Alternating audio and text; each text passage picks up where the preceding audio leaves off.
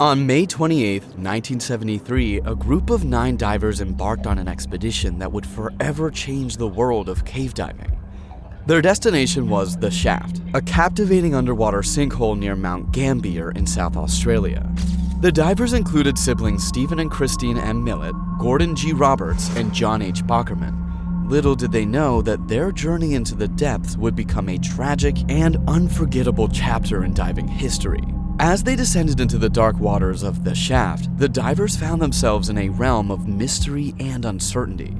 In this narrative, we will recount the events that transpired that fateful day, revealing the choices made, the challenges faced, and the consequences that followed. Join us as we delve into the facts surrounding this ill-fated dive, shedding light on the circumstances that led to the loss of 4 lives and the subsequent developments in cave diving safety. The day of May 28, 1973 dawned with promise as a group of 9 divers gathered near Mount Gambier in South Australia. Their destination was The Shaft, an underwater sinkhole renowned among divers for its striking features and clear waters. The group comprised John H. Bockerman, Peter S. Burr, Christine M. Millott, Glenn Millott, Stephen Millott, Larry Reynolds, Gordon G. Roberts, Robert J. Smith, and Joan Harper, who decided not to dive but assist the group on the surface. The preceding day had seen them successfully explore the sinkhole, extending a shot line deep into the water, reaching a point of interest known as the rock pile. With their shot line already in place, the plan was to continue their exploration on the morning of May 28th. The rock pile was generally considered the safe limit for recreational diving. Beyond it lay uncharted, dark, silt-covered chambers where the effects of nitrogen narcosis could become severe without proper precautions. As the group descended into the sinkhole that fateful morning, they overlooked several crucial safety procedures. The shot line did not reach the cavern floor, leaving them without a clear guide back to the surface. There were no additional air tanks on the line, and air management strategies were lacking. The divers failed to establish specific diving partners, and no safety guideline was employed. This disregard for safety measures would later prove fatal. The initial descent was uneventful, but at the rock pile's perimeter, Robert Smith, an experienced diver, began experiencing the effects of nitrogen narcosis, signaling his return to the surface. The rest of the group signaled their intent to continue exploring deeper into the cave. Smith remained at the rock pile, searching for animal bones while awaiting the return of his companions. As the divers swam further into the cave, things started to change. The water, which was clear near the entrance, got cloudier as they went deeper. Tiny pieces of dirt floated around in the water, making it harder to see. But they kept going, their curiosity pushing them forward. The nitrogen in their tanks began to affect their thinking. It's like when you're really tired and your brain doesn't work right. Time seemed to slow down, and the cave seemed to twist and turn in strange ways. They weren't sure which way was up or down. Deep inside the cave, they found a huge underwater room. It was like a massive underground cathedral. Stalactites hung down from the ceiling like icicles, and stalagmites rose up from the floor like spikes. It was a breathtaking sight, and they couldn't resist exploring it.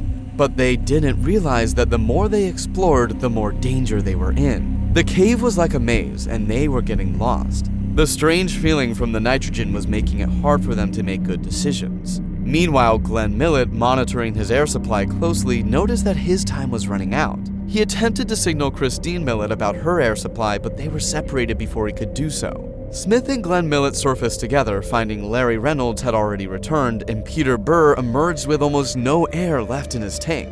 Christine Millott and Gordon Roberts swam upwards in a hurry, but they didn't notice a dome in the cave ceiling. There was no way out, and they got really scared.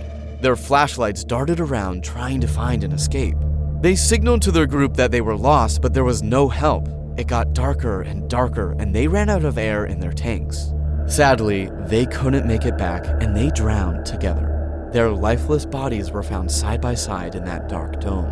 John Bockerman kept swimming deeper into the cave, probably because the effects of nitrogen narcosis made him confused. He didn't realize how dangerous it was getting. As he swam further, he couldn't find his way back. Eventually, they found his lifeless body even deeper in the cave. The fate of Stephen Millott remains a mystery, as there is limited information about what happened to him in his final moments. All that was found were his torch and camera deep within the cave, leaving many questions unanswered. As the surviving divers made the critical decision to turn and head back up towards the surface, they were met with a harrowing sight. Christine Millott and Gordon Roberts were swimming upward into the dark dome-like ceiling of the cave, essentially sealing their tragic fate. They had become disoriented and lost in the darkness, their torches frantically searching for an escape route, but there was none. They eventually ran out of air, and their lifeless bodies were found together. Simultaneously, John Bockerman continued descending deeper into the cave, likely under the influence of severe nitrogen narcosis. He was oblivious to the increasing danger. As the surviving divers looked on, they witnessed him swimming further away, deeper into the cave's abyss. His body would later be discovered at the greatest depth of all 4 victims, adding to the somber toll of this devastating cave diving accident. Following the tragic accident, the police initiated a search of the cave's depths, but their efforts yielded no results due to the challenging conditions and lack of preparedness. The landowners allowed a television film crew to enter the sinkhole in January 1974, and they made a startling discovery. Using professional lighting equipment, they found a body in a wetsuit at a depth of 50 feet. This revelation led to the recovery of Stephen Millott's body. Subsequently, the landowners enlisted the help of a diving team from Melbourne while the police continued to prepare for recovery efforts. On March 9, 1974, R.G. Traynor and his team located the bodies of Christine Millott and Gordon Roberts at a depth of 195 feet, but their recovery was challenging due to the extreme depth. The recovery was further delayed due to the onset of nitrogen narcosis among the divers. Months of determined efforts paid off when on April 9, 1974, John H. Bockerman's lifeless body was finally brought to the surface, nearly a year after the tragic accident had occurred. It was a moment of closure for the families and the diving community. The cause of death for all 4 divers was a hauntingly simple yet devastating one. They had run out of air, leading to terminal drowning. In Stephen Millott's case, an autopsy revealed something intriguing. Diatom residue was found in his lung tissue, indicating that water had entered his lungs either before or after his death. This detail added an eerie layer of mystery to the already tragic events. Special Magistrate R.F. Stokes, the coroner overseeing the investigation, concluded that the divers had overstayed their bottom time, ran out of air, and died of hypoxia, commonly associated with fatal drowning. He also noted the absence of appropriate safety precautions such as a fail-safe return system, staged emergency decompression cylinders, buddy systems, and clear responsibility for dive planning and group safety. Inspections of the equipment showed that the group's diving gear was of good quality and in good condition. Tests on the air cylinders showed no contamination by carbon monoxide. Dr. A.B. McCant, an expert in diving medicine, refuted allegations of impure air, further emphasizing the divers' neglect of safety measures. The tragic accident at the shaft led to significant developments in cave diving practices in Australia. In response to a series of incidents between 1969 and 1974, including this tragedy, a government inquiry was initiated, ultimately leading to the formation of the Cave Divers Association of Australia, Incorporated, CDAA, in September 1973. As a result, CDAA evaluated individuals were the only ones who could access sinkholes. The CDAA introduced testing and training programs, enhancing safety standards for cave diving. The incident at the shaft underscored the importance of proper preparation, safety measures, and adherence to guidelines. The lessons learned from this tragic event continue to influence cave diving practices, ensuring that the memory of those who perished serves as a reminder of the risks and responsibilities associated with this challenging underwater endeavor.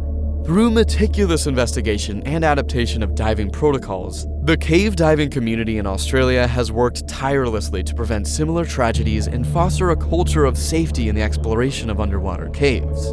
The legacy of Stephen and Christine M. Millott, Gordon G. Roberts, and John H. Bockerman endures as a testament to their enduring commitment to safety and responsible diving practices.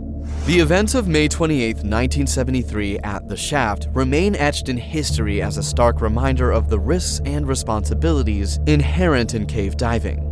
The lives of Stephen and Christine M. Millott, Gordon G. Roberts, and John H. Bockerman were tragically lost, leaving behind a legacy that shaped the world of cave diving in Australia. Their story serves as a pivotal moment in the annals of underwater exploration, prompting changes in safety protocols and training standards. The lessons learned from this devastating accident continue to influence divers, ensuring that the memory of those who perished in the depths of the shaft is honored through safer practices and greater awareness of the challenges that lie beneath the surface.